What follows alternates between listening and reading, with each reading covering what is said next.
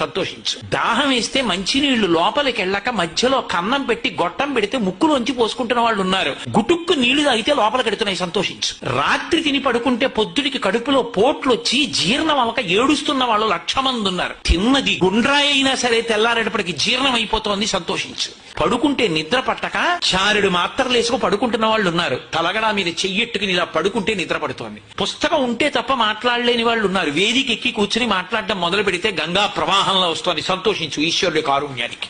కొంతమంది కూర్చోలేని వాళ్ళు ఉన్నారు, కూర్చుంటున్నావు. నడవలేని వాళ్ళు ఉన్నారు, నడుస్తున్నావు. చూడలేని వాళ్ళు ఉన్నారు, చూస్తున్నావు. వినలేని వాళ్ళు ఉన్నారు, వింటున్నావు. ఈశ్వరుడు నీకు ఇచ్చిన దానికి ప్రతి క్షణం తృప్తితో ఓలలాడిపోవాలి. ఎన్ని మాటలు కృతజ్ఞత చెప్తావు? అది మానేసి ఎప్పుడు ఏదో పోయిన దాన్ని తలుచుకుని ఏడవడం కాదు, వచ్చేదాన్ని ఊహించుకుని అలా జరిగితే బాగుండని కనుబొమలు ఎగరేయడం కాదు.